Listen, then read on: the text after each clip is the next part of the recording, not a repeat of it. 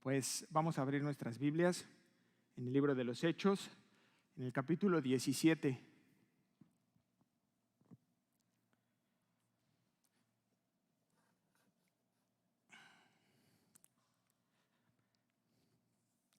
¿Está listo? Amén. Muy bien, vamos a leerlo. Hechos 17:1 dice: pasando por Anfípolis y Apolonia, llegaron a Tesalónica, donde había una sinagoga de los judíos. Y Pablo, como acostumbraba, fue a ellos, y por 3 días de reposo discutió con ellos, declarando y exponiendo por medio de las Escrituras que era necesario que el Cristo padeciera y resucitase de los muertos, y que Jesús, a quien yo os anuncio, decía él, es el Cristo. Y algunos de ellos creyeron y se juntaron con Pablo y con Silas, y de los griegos piadosos gran número, y mujeres nobles no pocas. Entonces los judíos que no creían, teniendo celos, tomaron consigo a algunos ociosos, hombres malos, y juntando una turba alborotaron la ciudad, y asaltando la casa de Jasón, procuraban sacarlos al pueblo. Pero no hallándolos, trajeron a Jasón y a algunos hermanos ante las autoridades de la ciudad, gritando: estos que trastornan el mundo entero también han venido acá, a los cuales Jasón ha recibido. Y todos estos contravienen los decretos de César, diciendo que hay otro rey, Jesús.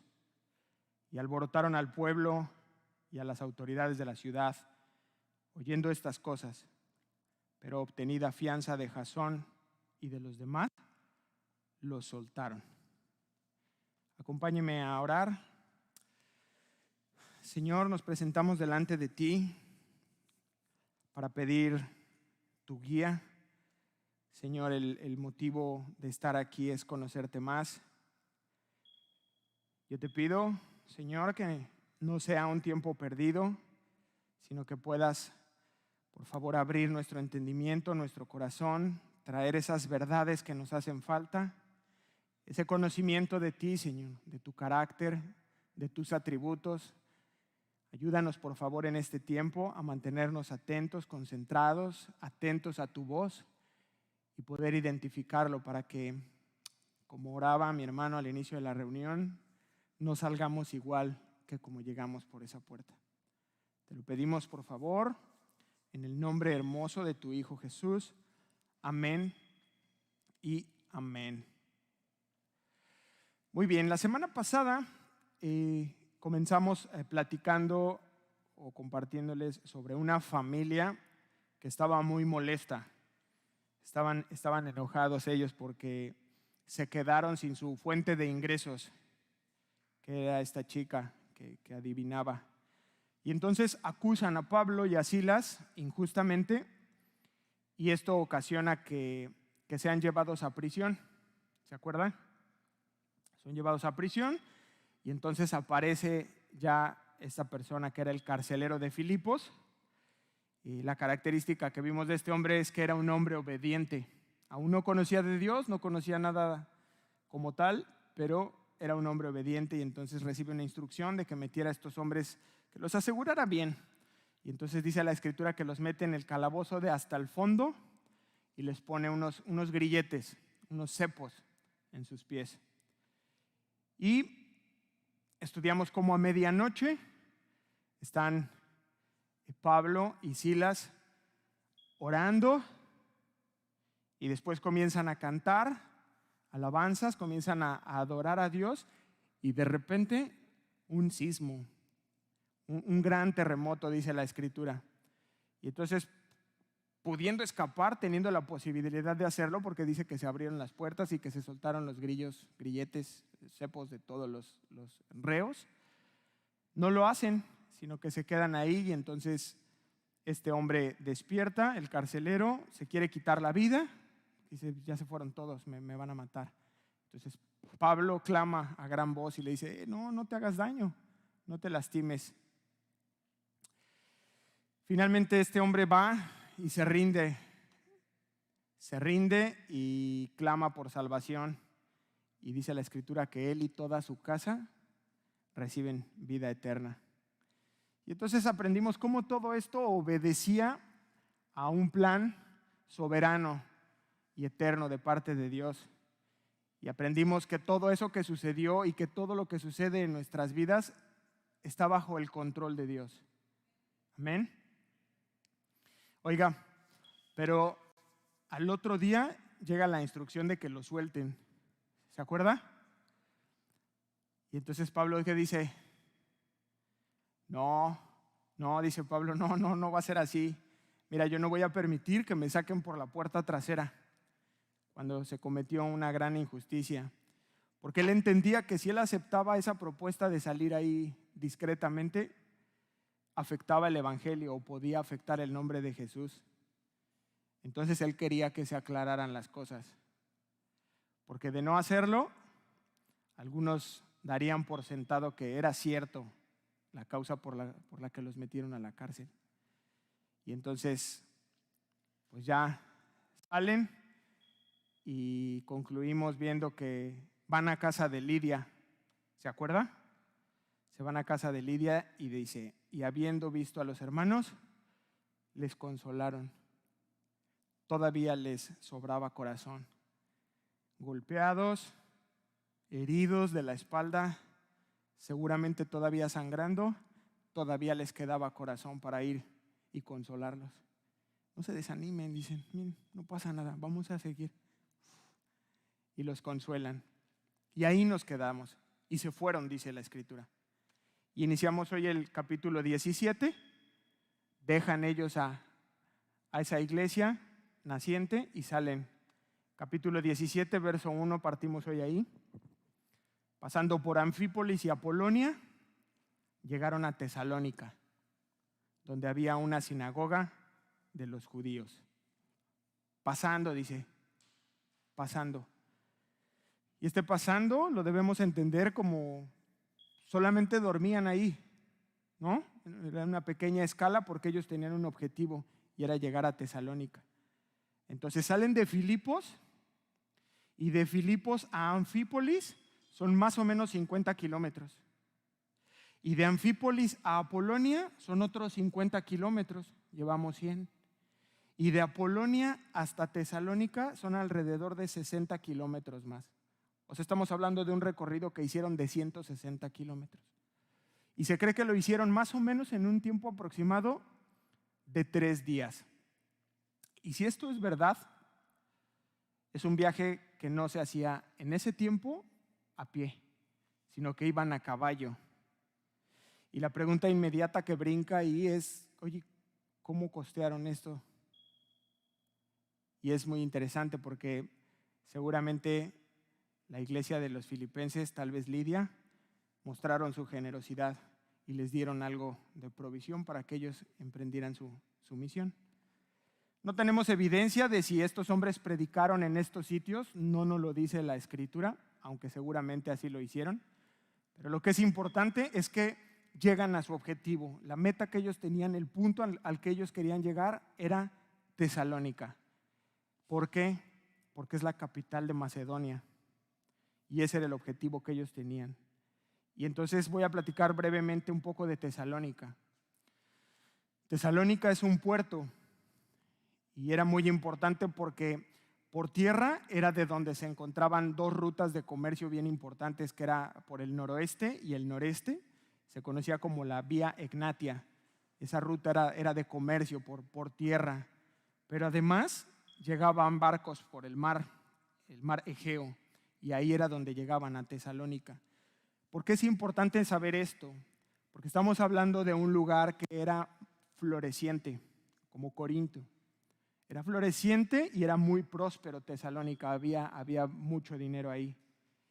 Y entonces esto, pues entendemos lo siguiente, que es que había una sinagoga de los judíos. ¿Se acuerdan cuántos judíos se ocupaba para una sinagoga? 10 familias, 10 líderes de hogar, y aquí ya había una sinagoga, entonces habla de que era una ciudad bastante más amplia. Versículo 2, y Pablo, como acostumbraba, fue a ellos, como acostumbraba. Pero ¿sabe qué? Yo me acuerdo que Pablo había dicho que ya no lo iba a hacer así. Regrésese tantito a Hechos 13, por favor. Hechos 13, 46.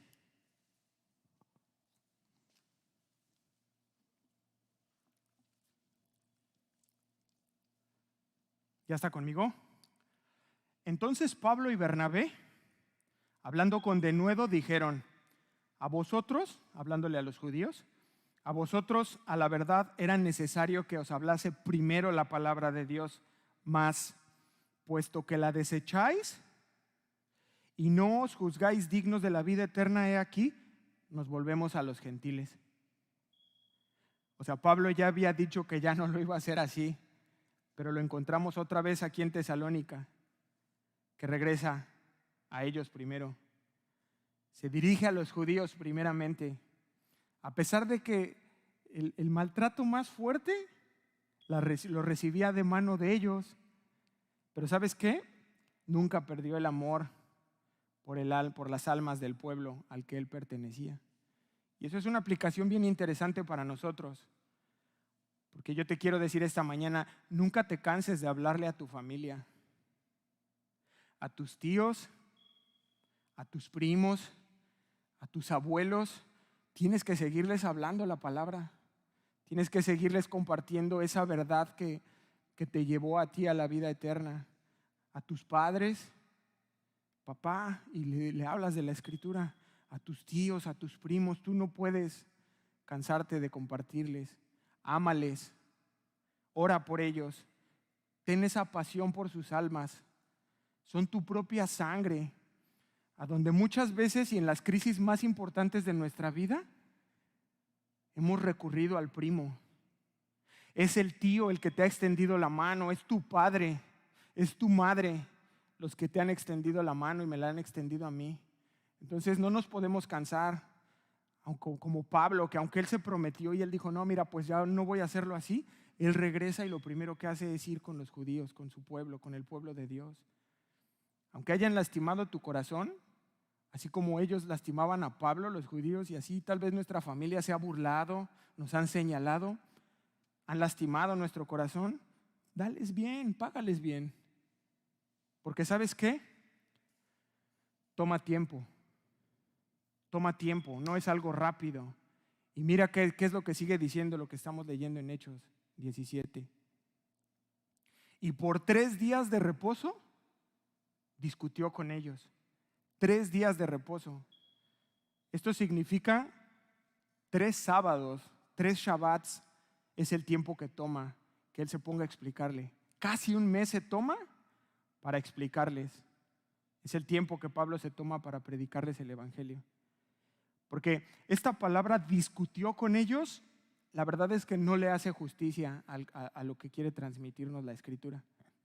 Porque cuando yo te digo discutía con ellos, inmediatamente brinca en nuestra mente la riña, ¿no? Como que peleaba con ellos, contendía con ellos, y no es así. Que por cierto vale mucho la pena decirles que es muy penoso ver a hermanos peleando en las redes.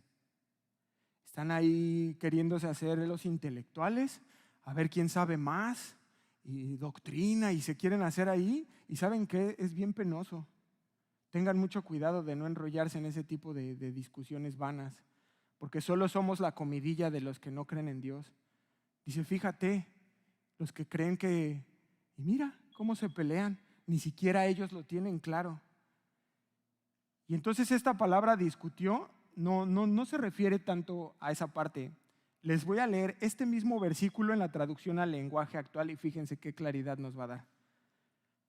Como de costumbre, Pablo fue a la sinagoga y durante 3 sábados seguidos habló.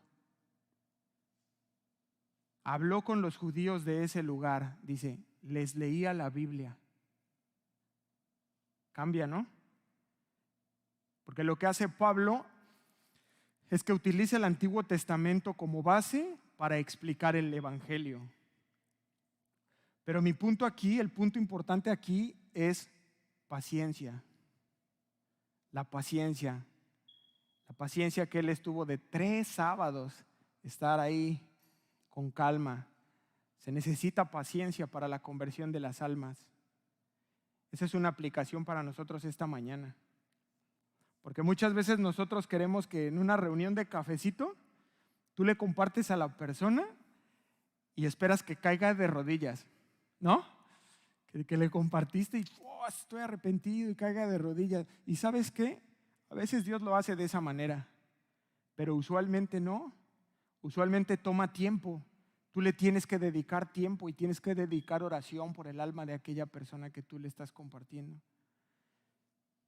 No todos tienen ese tipo de conversión como la que tuvo Saulo o como la que tuvo el carcelero que vimos la semana pasada en Filipos, que es así. Al momento no con todos es así. Dios obra de diferentes maneras. Y para algunos otros, como en mi caso, toma tiempo. Y yo te digo, si Dios ha sido paciente, si Dios fue paciente contigo, ¿por qué nosotros no podemos ser pacientes en estar compartiéndole a la gente y que vienen a ti, se volvieron a equivocar y tú restauras y vuelves a encaminar y vuelves a ser paciente como Dios es con nosotros? Versículo 3, y aquí sí subraye por favor. Declarando y exponiendo. Ojo con estas dos palabras, márquelas por favor. Declarando y exponiendo por medio de las Escrituras que, 2 puntos, que era necesario que el Cristo padeciese, 1, y resucitase de los muertos, a quien yo os anuncio, decía él, es el Cristo. ¿Ok? Lo que Pablo está haciendo, dice la Escritura, es declarando. Y esta declaración, la palabra que usa, la traducción griega, es abrir. Abre las Escrituras. A eso se refiere esa palabra. Declarando, abriendo la Biblia, exponiéndola, explicando la palabra con la palabra. Aquí no hay misterios nuevos ni revelaciones nuevas. La palabra se explica por sí sola. Y es lo que está haciendo Pablo. Esta era la apologética que siempre presentaba Pablo a los judíos. Era el mismo método que él ocupaba. Y entonces dice que Jesús es el Cristo. Y esto lo aprendió especialmente del Señor. El Señor Jesús decía de sí mismo que era necesario que padeciese y que resucitase de los muertos. Mire, vaya a Lucas 9, por favor.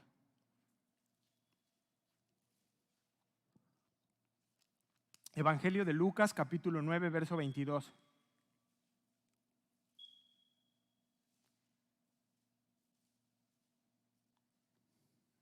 ¿Ya está conmigo?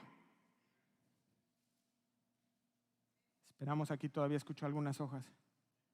Evangelio de Lucas, capítulo 9, versículo 22. Y diciendo, 2 puntos, ese es el Señor Jesús hablando, y diciendo, es necesario que el Hijo del Hombre padezca, ahí está, padezca muchas cosas, y sea desechado por los ancianos y por los principales sacerdotes y por los escribas, y que sea muerto, y, ¿qué dice?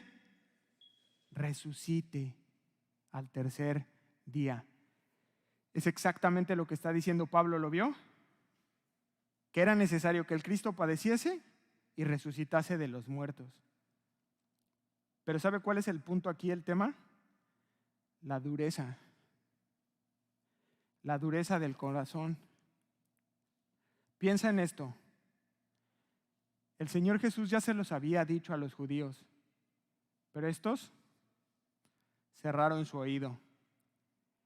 ¿Y sabes qué? Hay una diferencia abismal entre saber de Dios y conocer de Dios. Es bien diferente. Es bien diferente. ¿Y sabes qué? Hay una moda ahorita por saber mucho de Dios. Está tomando mucha fuerza a ver quién sabe más. Y se pone, está cobrando fuerza esto. A ver quién tiene una cabeza más grande, quién es más intelectual. ¿Y sabes qué? De nada te sirve eso si tú no conoces a Dios de una manera personal. Porque la gran diferencia es que todo aquel que conoce a Dios sabe de Dios. Pero no todo el que sabe de Dios lo conoce. ¿Me siguió? Y así nos pasa a nosotros, igual que a estos judíos de aquel tiempo. Hemos escuchado este mensaje muchas veces se nos ha predicado el mensaje. Y yo creo que algunos no hemos alcanzado a entender o a comprender la grandeza de la obra de Jesús en la cruz. Nos hemos hecho tardos para oír, como dice la Escritura. Como le sucedió a aquellos hombres que iban camino a Emaús. ¿Se acuerda de esa porción? Ya había estado ahí Jesús, ya había muerto, ya había resucitado y ellos no habían entendido nada. No habían entendido nada. Y entonces llega el Señor y va caminando con ellos y ellos van velados, no saben que es la persona misma del Señor Jesús. Va caminando con ellos y los encuentra en esa condición de dureza, velados. Y entonces, ¿sabes qué? Los tuvo que exhortar. Y yo espero que no nos tengamos que ver exhortados por el Señor Jesús. Mire, vaya ahí mismo en Lucas 24, por favor. Nos faltan varias citas, así que vamos a tratar de ser más rápidos. Lucas 24, verso 25, por favor. Me dice amén cuando esté.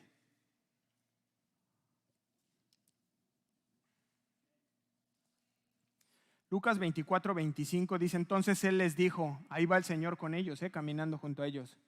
Oh insensatos y tardos de corazón, para creer todo lo que los profetas han dicho.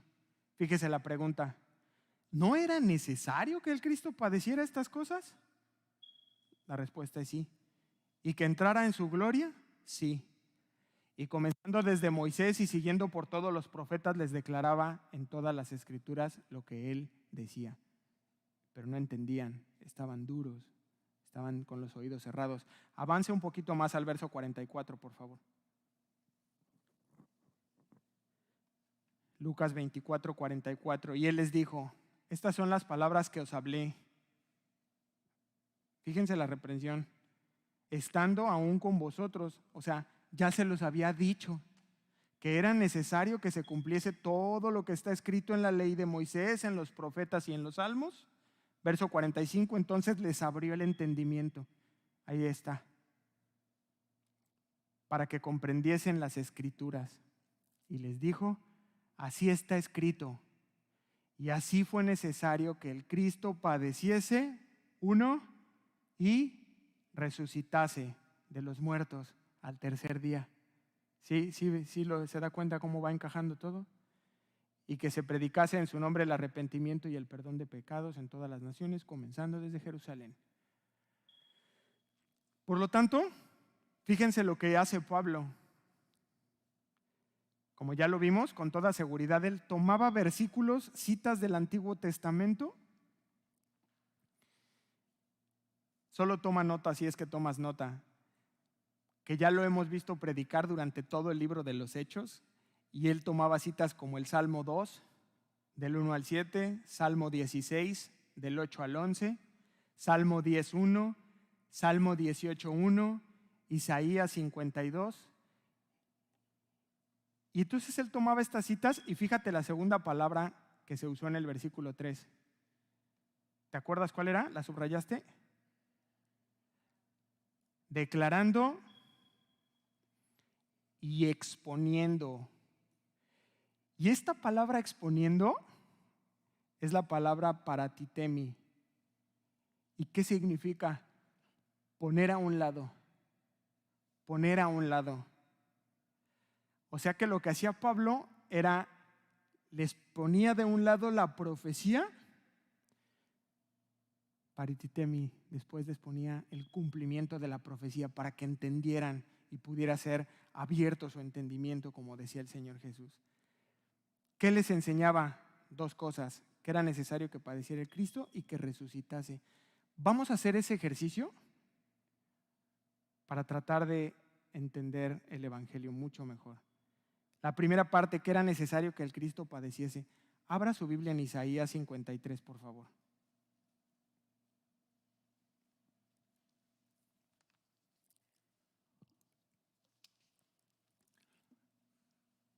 ¿Ya está conmigo? ¿O ya se durmió otra vez? Es el segundo sueño. Levántate tú que duermes. Isaías 53. ¿Está listo? Vamos a tratar de explicar como Pablo que era necesario que el Cristo padeciese. Y pregunta en el capítulo 53, inicia una pregunta: ¿quién ha creído a nuestro anuncio? ¿Y sobre quién se ha manifestado el brazo de Jehová? Versículo 2, subirá, cual renuevo delante de él y como raíz de tierra seca. No hay parecer en él, ni hermosura. Le veremos, mas sin atractivo para que le deseemos. Despreciado y desechado entre los hombres, varón de dolores, experimentado en quebranto, y como que escondimos de él el rostro, fue menospreciado y no lo estimamos. Ciertamente llevó él nuestras enfermedades y sufrió nuestros dolores. Y nosotros le tuvimos por azotado, por herido de Dios y abatido.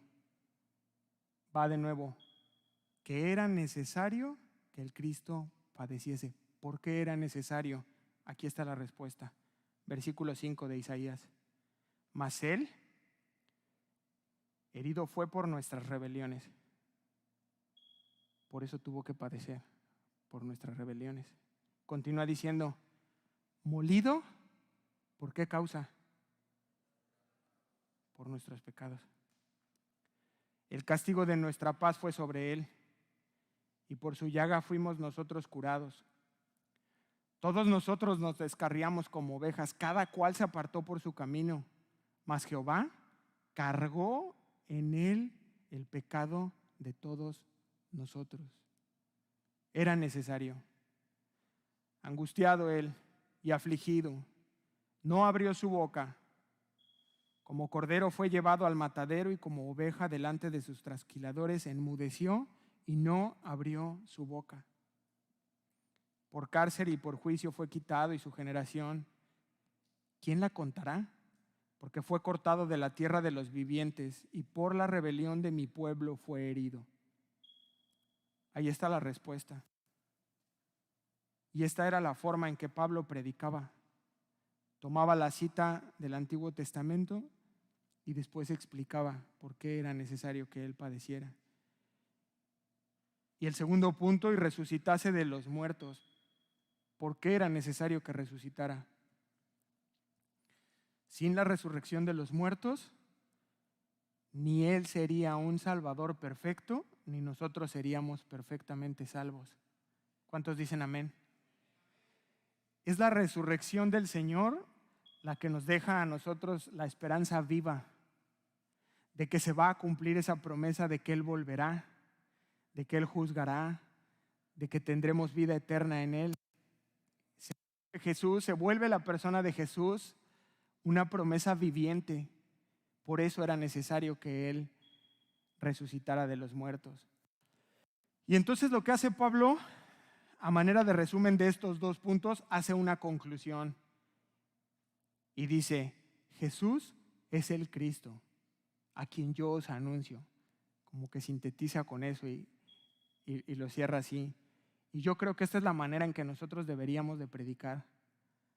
A veces tratamos de darle muchas vueltas y porque no es sencillo, son temas espirituales y son complejos y entonces nos enrollamos y no sabemos cómo abordarlo. Pero aquí está un ejemplo.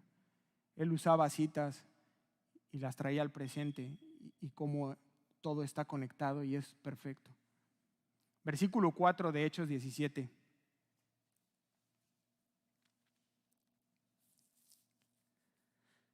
¿Y algunos de ellos qué? Subraya ahí, marca algunos. Algunos de ellos creyeron y se juntaron con Pablo y con Silas, y de los griegos piadosos gran número y mujeres nobles no pocas. Hay una respuesta dividida ahí. Se da el mensaje y dice algunos. No todos creyeron. Y es que de hecho así le pasó al Señor. ¿O a poco todos se le convirtieron? No. Ahí llegaban 5,000 a comer, pero allá a la hora de gracias, provecho, y se iban. Y nos habla la Escritura de dos grupos, comenta dos grupos de personas que sí creyeron. Por un lado, los griegos piadosos, bastantes de ellos, Y por otro lado, mujeres nobles, también muchas. Pero aquí hay una nota bien importante. De este grupo de griegos piadosos surgen dos personas, Aristarco y Segundo. Vamos a leer en el libro de los Hechos más adelante que estos dos hombres eran acompañantes de Pablo en sus viajes misioneros. Y de hecho Pablo hace mención de Aristarco como compañero de mis prisiones. Mira, vamos a Hechos 20, 24. Está ahí adelante. ¿Ya estás? Y le acompañaron hasta Asia Sópater. ¿Te gustaría llamarte Sópater? Sópater de Berea. ¿Quién sigue? Ahí está, Aristarco y Segundo. ¿De dónde? De Tesalónica. Gallo de Derbe y Timoteo. Y de Asia, ya iba un gran equipo. Y luego avanza al 27, por favor. Hechos 27.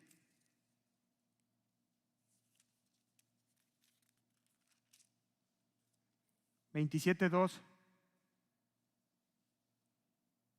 ¿Listo? Y embarcándose en una nave. ¿Ya están? No. Hechos 27:2. Amén. Y embarcándose en una nave adramitena que iba a tocar los puertos Asia, zarpamos estando con nosotros, ¿quién? Aristarco. Y por último, vaya a Colosenses 4:10, por favor.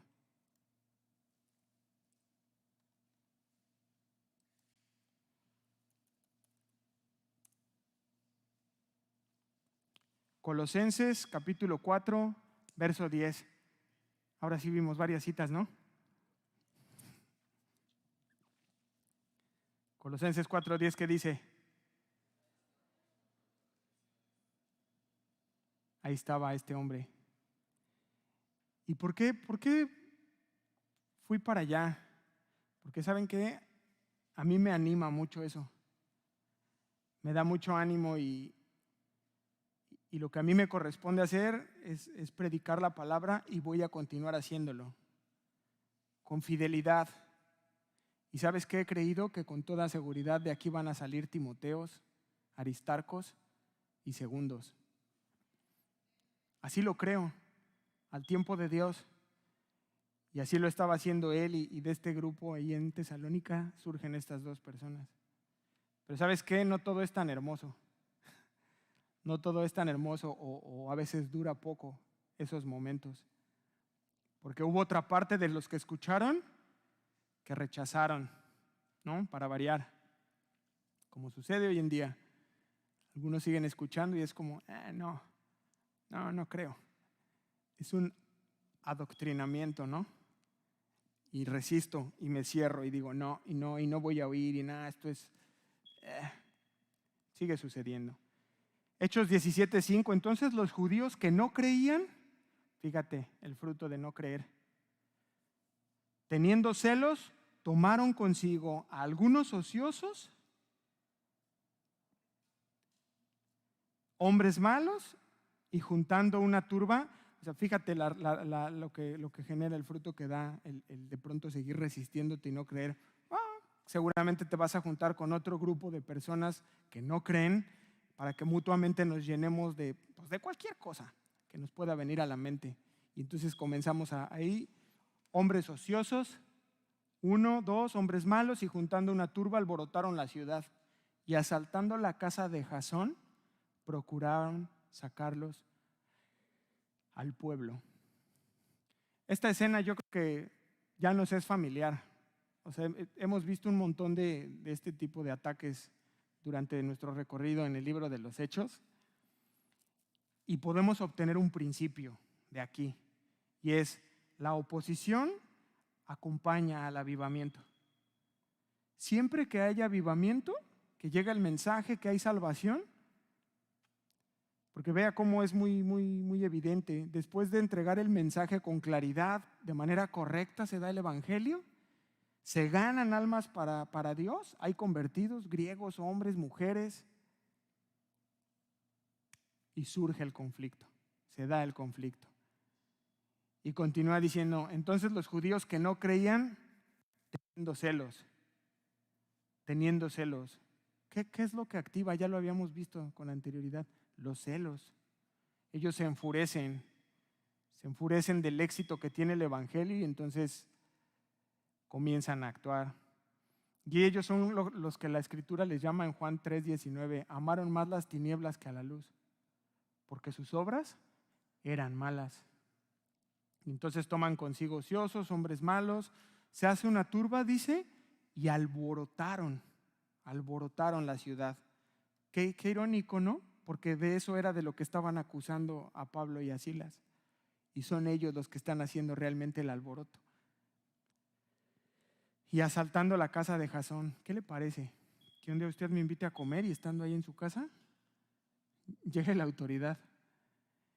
Asaltan la casa de Jasón, que era donde ellos pensaban que estaban hospedados Pablo y Silas. Y como eran a ellos a quienes querían, van a casa de ellos. Y dice, procuraban sacarlos. Yo creo que con su correspondiente golpiza, como era de costumbre. Versículo 6,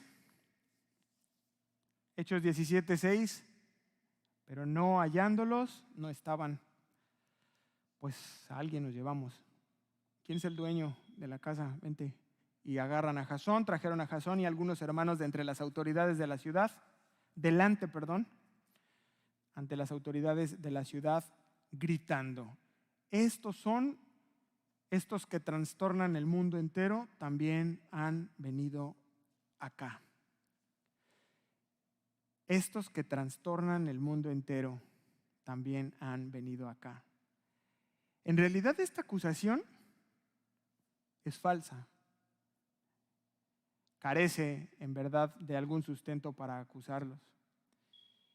Y la acusación es contra Pablo y contra Silas, pero al no encontrarlos, señalan a Jasón. ¿De qué? De poner al mundo de cabeza. Esa es la traducción. Ponen al mundo de cabeza. Y en un sentido, cuando llega el evangelio a tu vida o a mi vida, la trastorna. Esa es la verdad. ¿En qué sentido, Sergio? En el sentido de sacarte de esa zona en donde estabas fijo, el pecado. Lo trastorna. Llega el mensaje del evangelio, llega esa luz a tu vida, a tu corazón, a tu mente y altera el orden. De esa forma que tú estabas acomodado, cautivo, viviendo del pecado, quita tu calma. La pone al revés. Y visto de esta manera, entonces es una gran bendición el ser removido del poder de las tinieblas para venir a su luz admirable.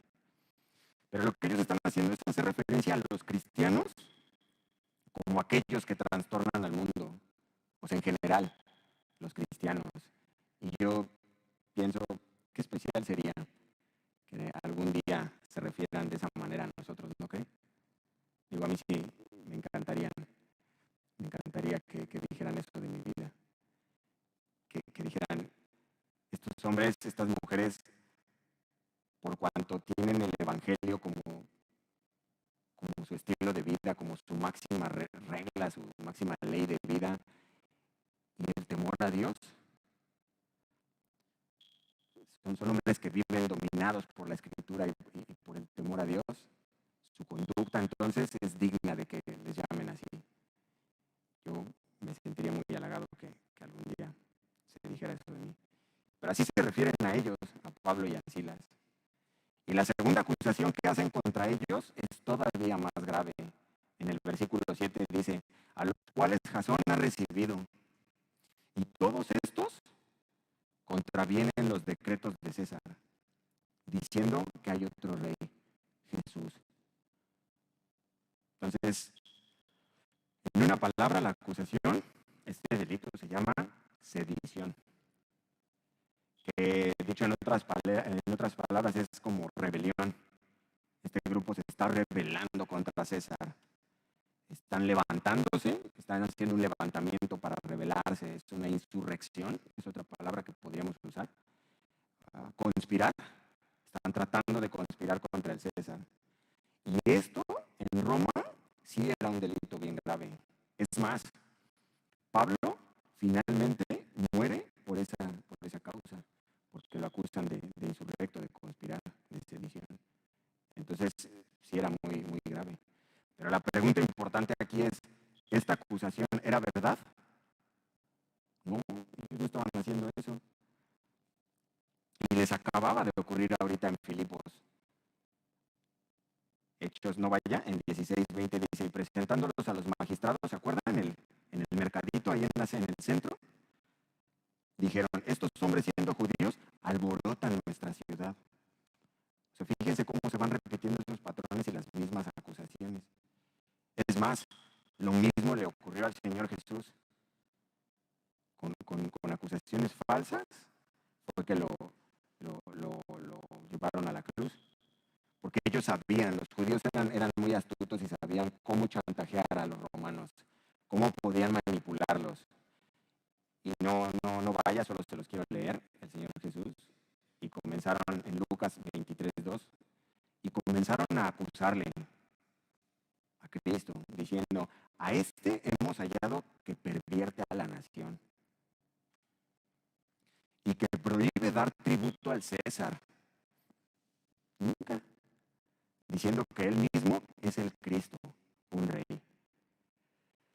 Entonces, bueno, ellos generan este alboroto, dice Hechos 17:8, y alborotan al pueblo y a las autoridades de la ciudad oyendo estas cosas. Entonces, este grupo de judíos incrédulos logra su objetivo, que era poner en contra a los cristianos, en contra de las autoridades. ¿Cómo? Con estas dos acusaciones falsas. Pero ¿sabe qué? Ahí viene un dato bien importante. Tesalónica era una ciudad libre. Desde el año 42 se declaró una ciudad libre. ¿Qué quiere decir esto? Que era una ciudad que era independiente del gobierno directo de Roma. ¿Sale? Entonces, entendiendo esto, lo que ellos menos desean es un problema con Roma, que ponga en juego esa libertad, esa independencia que tienen como región de Roma. O sea, como pues nosotros nos regimos solos, no queremos que nos metan. Y si esto se ponía en un problema, iba a llegar Roma y le iba a decir, ¿sabes qué? Eres incapaz de gobernar, de controlar, vuelves a ser una capital de nosotros y nosotros vamos a dirigirte. Y entonces lo que hacen es que los magistrados, entendiendo esto, dicen, no, ¿sabes qué? No hay pruebas. De esto que ustedes están acusando no tenemos ninguna prueba. Y sobre todo, no están aquí Pablo ni Silas. O sea, estas dos causas, estas dos razones son las que determinan que ellos negocien una fianza. Versículo 9, para concluir. Hechos 17:9, pero obtenida fianza de Jasón y de los demás, ¿qué hicieron? Los soltaron. Pero no es tan sencillo como parece, porque con esta fianza, lo que pretenden los gobernantes de Tesalónica es que se vayan de ahí, porque fíjense lo que podía suceder. Si Jasón los volvía a hospedar, se pierde la fianza. O si Jasón permitía que se quedaran en la región y volvía a haber otro tipo de revuelta como la que estaba sucediendo, otra vez se hacía un problema y entonces inmediatamente pierde su fianza y Jasón y los que agarraran iban directo a prisión. ¿Y sabe qué? Sí abandonan finalmente Tesalónica, Pablo y Silas, pero Dios dejó una iglesia plantada en esa región, de la cual el día de hoy usted y yo tenemos 2 epístolas ahí en sus manos, la primera y la segunda de Tesalonicenses. Una congregación que no le fue bien, les fue muy mal, tuvieron que padecer penalidades, tuvieron que padecer persecución, como lo revela Pablo en la primera carta a los Tesalonicenses, capítulo 2, verso 14, porque vosotros, hermanos, vinisteis a ser imitadores de la iglesia de Dios en Cristo Jesús que está en Judea, pues habéis padecido de los de vuestra propia nación las mismas cosas que ellos padecieron de los judíos. Entonces, dejan Tesalónica para continuar su segundo viaje misionero y hasta ahí nos vamos a quedar el día de hoy. Vamos a ponernos de pie para concluir con una oración.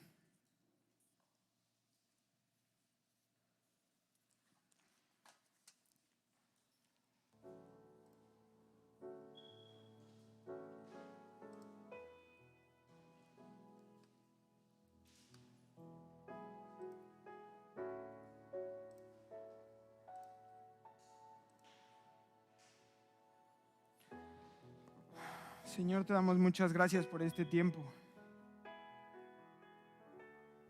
Gracias, Dios, por tu poder manifestado en nuestras vidas, porque vemos tu gracia, que es nueva cada mañana. Señor, y queremos venir delante de ti para bendecir tu nombre y darte las gracias, porque era necesario que el Señor Jesús padeciera. Así tú lo estableciste, Dios, y eres incuestionable para que se cumpliera tu justicia, Señor. El pago de nuestra maldad, de nuestro pecado, que no había forma de pagarlo. Todos esos decretos, todas esas acusaciones en nuestra contra, esa rebelión con la que nacemos, fue pagada ahí en la cruz. Era necesario que así sucediera. Y Satanás y el mundo oscuro y de maldad pensaban que habían triunfado con la muerte de Jesús. Pero en tu plan eterno, Señor, sorprendiste a la creación. Y resulta que no, que de esa muerte venía la vida. Era necesario que así fuera. ¿Y cómo no adorarte, Jesús? Si guardaste silencio, si fuiste llevado ahí por nuestra causa, ¿cómo no venir y dedicar este día completo para ti? ¿Cómo no venir y cantarte, Señor? ¿Cómo no venir y reconocerte si eres digno de toda gloria, de toda honra, de todo reconocimiento? Tú eres Jesús, el Hijo de Dios, y ahora estás vivo. Eres nuestra promesa viviente, Señor, en quien depositamos todo nuestro ser confiadamente, porque volverás, porque vendrá el día en que iremos a tu presencia. Hoy más que nunca lo sabemos. Tal vez puede ser hoy, tal vez puede ser en una semana, pero eso no nos llena de temor. Para el cristiano, el vivir es Cristo y el morir es ganancia. Pero ayúdanos, Señor, porque a veces entre la teoría y la práctica, Señor, nos perdemos, nos falta fe. Pero hoy nos volvemos a ti para darte las gracias. Gracias por tu palabra. Muchas gracias por este lugar, porque nos permites reunirnos en tu nombre. Tú eres, Señor Jesús, el motivo de nuestra reunión, de nuestra predicación, de nuestro canto, de nuestra oración. Te bendecimos, te damos gloria y te damos muchas gracias por la vida de cada aquellos que pudieron acudir y si alguien nos escuchó por internet, Señor, también les bendecimos para que puedan conocerte en la intimidad y sea, Señor, abierto su entendimiento, como solo tú puedes hacerlo, Cristo. Te damos las gracias, Padre. Pedimos la ayuda de tu Espíritu Santo para buscarte con más fuego, con más pasión, con mayor compromiso en este tiempo, Señor. Que nuestros días están contados. En el nombre de Jesús, amén y amén.